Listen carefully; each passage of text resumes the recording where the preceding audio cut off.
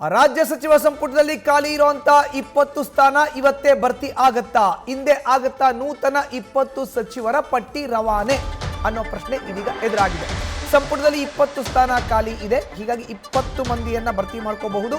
ಹಿಂದೆ ಆಗತ್ತಾ 20 ಮಂದಿಯ ಭರ್ತಿ? ಇಂದು ಯಾವುದೇ ಕ್ಷಣದಲ್ಲಿ ಪಟ್ಟಿ ರವಾನೆ ಸಾಧ್ಯತೆ ಅಂತ ಹೇಳಲಾಗ್ತಾ ಇದೆ. ಸಿಎಂ ಡಿಕೆಶಿ ಅವರಿಗೆ ಪಟ್ಟಿಯನ್ನು ರವಾನಿಸ್ತಾರೆ ಹೈಕಮಾಂಡ್ ನಾಯಕರು. ಮಧ್ಯಾಹ್ನ 12 ಗಂಟೆಯೊಳಗೆ ಸಿಎಂಗೆ ಪಟ್ಟಿ ರವಾನೆ ಸಾಧ್ಯತೆ ಇದೆ. ಅದಕ್ಕೂ ಮೊದಲು ಮತ್ತೊಮ್ಮೆ ಪಟ್ಟಿ ಸಂಬಂಧ ಚರ್ಚೆ ಆಗುವಂಥ ಸಾಧ್ಯತೆಗಳು ಕೂಡ ಇದೆ. ಗೊಂದಲದ 4-5 ಹೆಸರುಗಳ ಬಗ್ಗೆ ಅಂತಿಮ ಮಾತುಕತೆ ಆಗಬೇಕಾಗಿದೆ. ಪಟ್ಟಿ ಅಂತಿಮವಾದ ಬಳಿಕ ರವಾನೆ ಮಾಡ್ತಾರೆ.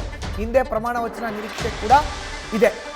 ಪಟ್ಟಿ ಬಂದ ತಕ್ಷಣ ಅದನ್ನು ಲೋಕಭವನಕ್ಕೆ ಕಳಿಸೋದು, ಲೋಕಭವನದಿಂದ ಸಚಿವರು ಯಾರಾಗ್ತಾರೋ ಅವ್ರಿಗೆ ಕರೆ ಮಾಡಿಸೋದು, ಕಾರ್ಯಕ್ರಮನ ಮಾಡೋದು, ಪ್ರಮಾಣ ವಚನವನ್ನು ಸ್ವೀಕಾರ ಮಾಡಿಸೋದು, ಇದು ಪ್ಲ್ಯಾನ್.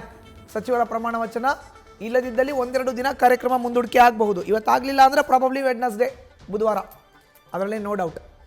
ಯಾಕೆಂದರೆ ಆಗಸ್ಟ್ 13ರಿಂದ ವಿಧಾನಮಂಡಲದ ಅಧಿವೇಶನ ಕೂಡ ಇದೆ. ಅಧಿವೇಶನದ ಒಳಗಾಗಿ ಇವರು ಭರ್ತಿ ಮಾಡಬೇಕಾಗತ್ತೆ. ಕ್ಯಾಬಿನೆಟ್ನ ಮಾಡ್ತೀವಿ ಅಂತ ಕೂಡ ಹೇಳಿದ್ದಾರೆ.